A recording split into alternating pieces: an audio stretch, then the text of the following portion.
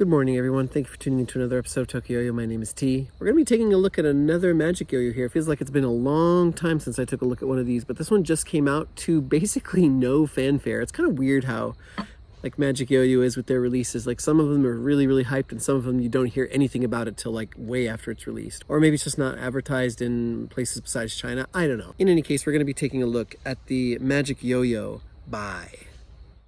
Okay, this is the second time I've tried to shoot this because, as you guys may have seen in a previous video, somebody started cutting wood as soon as I sat down to record, so with like one of those industrial chippers. So anyway, let's do this again.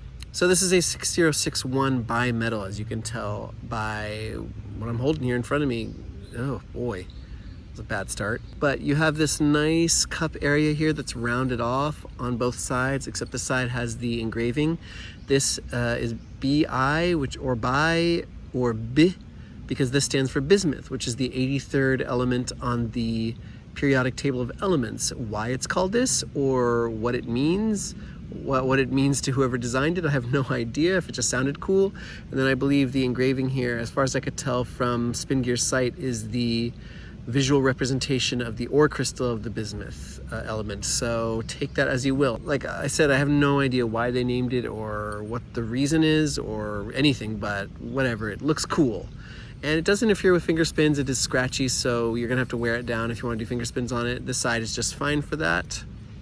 Has a nice step up here in the center. It has these clear Magic Yo-Yo pads. This yo-yo is very, very slippery, I found, with the response, so I would take it apart to switch the response, but I'm not going to do that, and I'll explain that in a little bit. The anodized rings here, the stainless steel, are absolutely beautiful. You can tell there seems to be layered anodization, so you can see here, like, there's a little bit of color on the inside part and on the outside, and then in the center of the ring, there's another color anodized.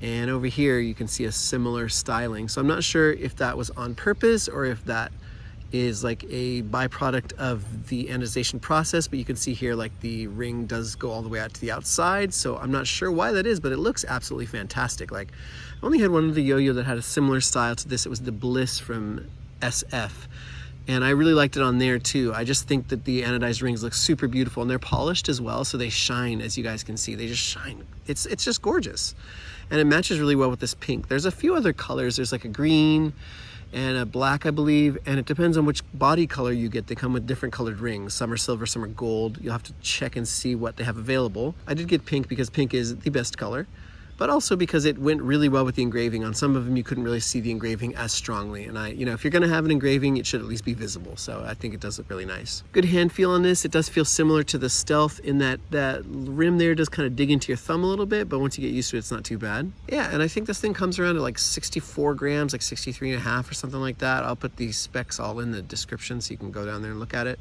But it does feel a bit hefty in the hand, and we'll talk about that in a little bit here.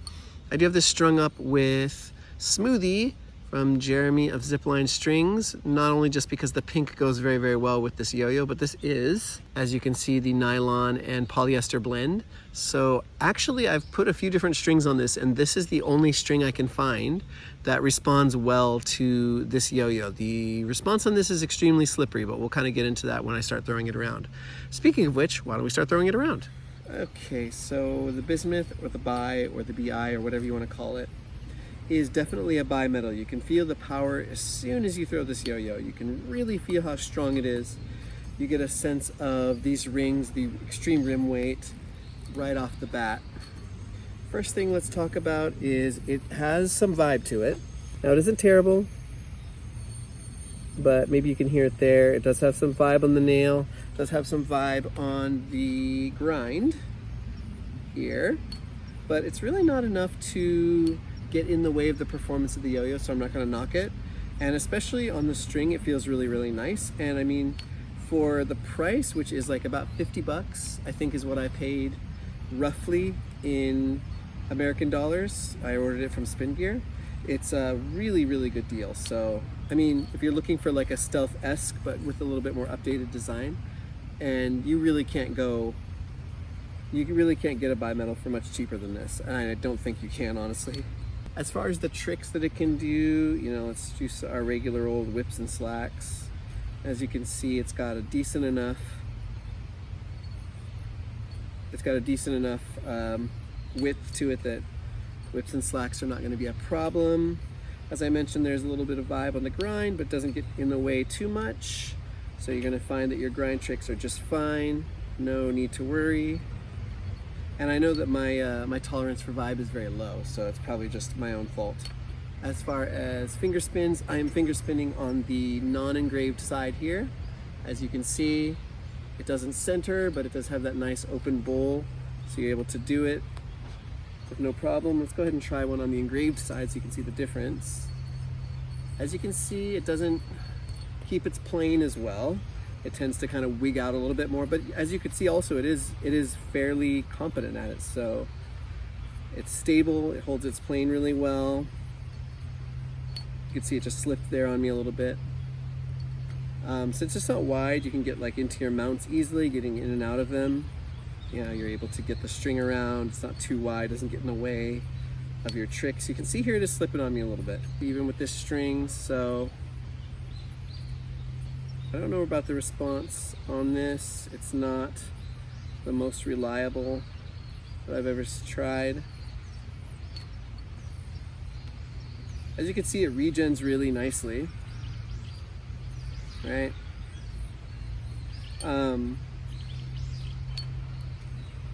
Yeah, it regens very, very smoothly. I think because it's a little bit on the narrow side and it has these nice rounded shapes, so the string slides off easily. There's no like blockiness to it.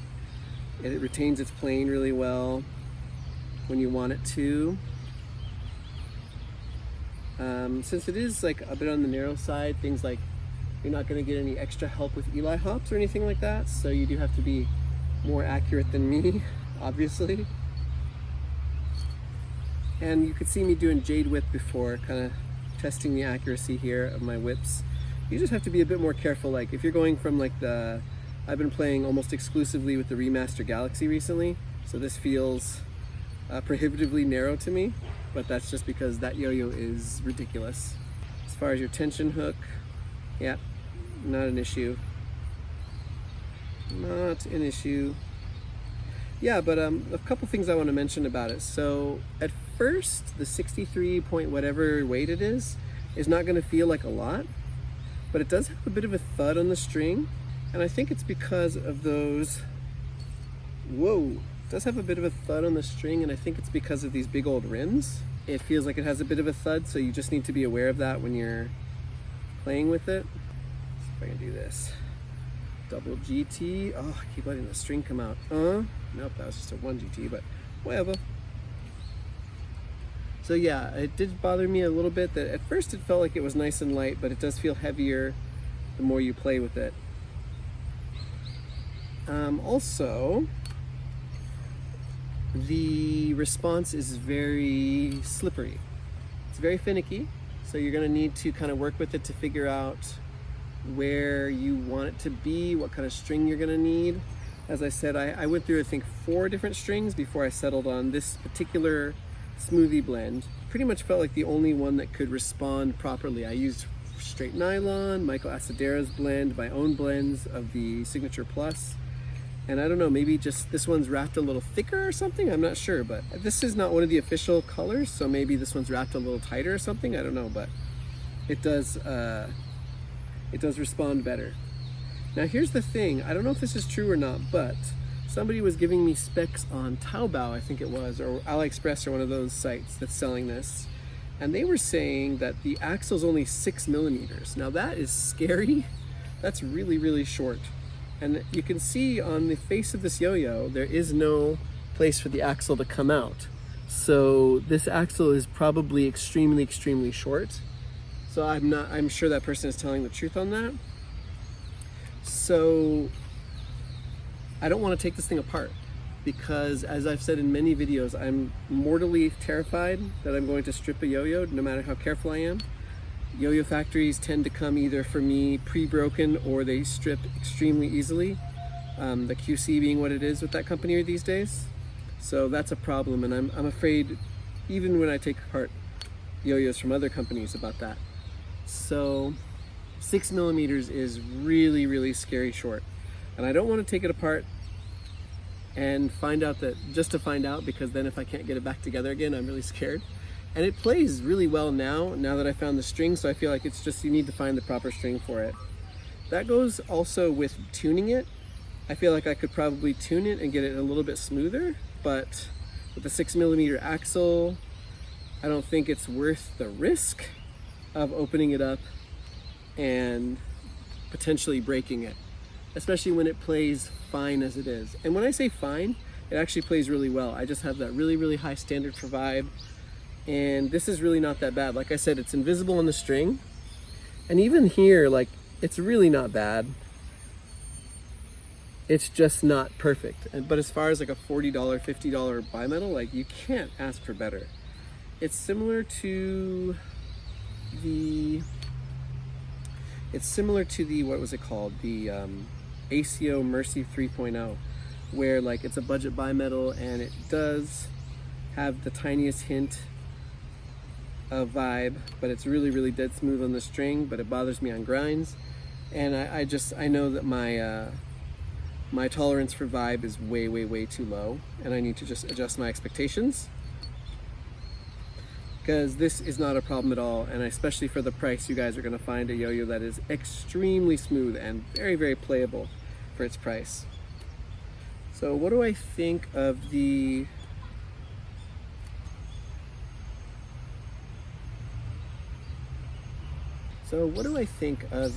Bi, or the bismuth, or the BI, or whatever it's called altogether? I love this thing.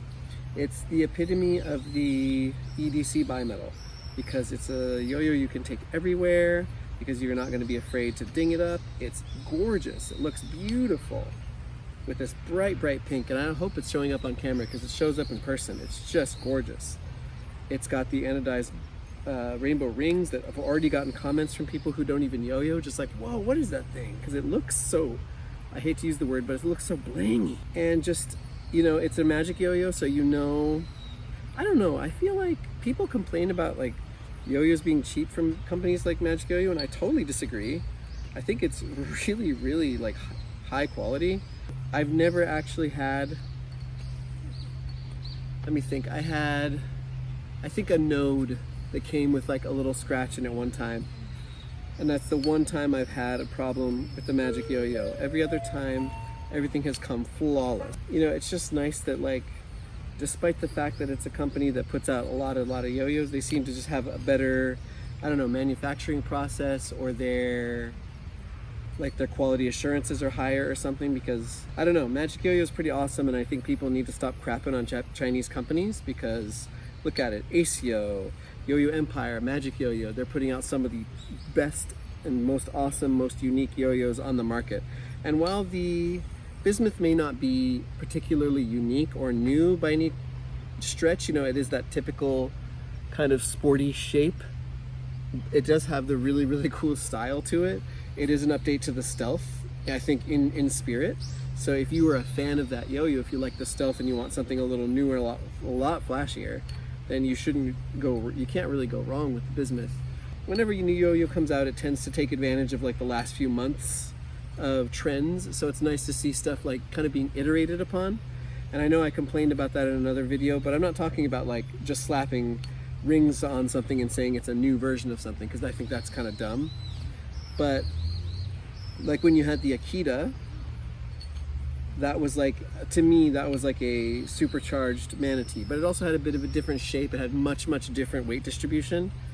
It's not just like you're bimetal styling something and calling it a new yo-yo. That's silly. Anyway, yeah, I like the bismuth. I think it's awesome, and you cannot go wrong. I haven't even harped on about the price enough. It's extremely well priced. It's really, it looks like it's going to be available for a while. Like, I had to wait about a week to get the funds together to get mine, but they're still available on Spingear. I'm hoping they'll be at other sites soon, besides like the, you know, the Taobaos and the AliExpresses and stuff. I hope that other companies maybe in the States will get them as well, because I think everybody needs to give this thing a shot. I really like it. It's like the Stealth, which I went back and I've played it a little bit. It's not my favorite yo-yo, just because it's not the most comfortable, and even now it's a bit, I don't know, the weight distribution is a little off for me, but it is 7075, which is nice. but it didn't feel like the most like spectacular or like mind-blowing design. I feel like this one is like refined a little bit. It's a little bit softer, it's a little bit rounder feeling. I don't know if it actually is, but it does feel that way. It comes in way cooler colors, and it's got a little bit lighter of a weight, which I think lets them push the weight out just a little bit more to the rim. So you do get a little bit heavier feel, but it does feel more powerful than the Stealth. At the same time, it's not 7075, which is a little sad, at least as far as I know. And for the price, I don't think you could sell 7075 bimetal for that cheap, for like 40 or 50 bucks. Maybe you could, I don't know, maybe MagicYoyo could.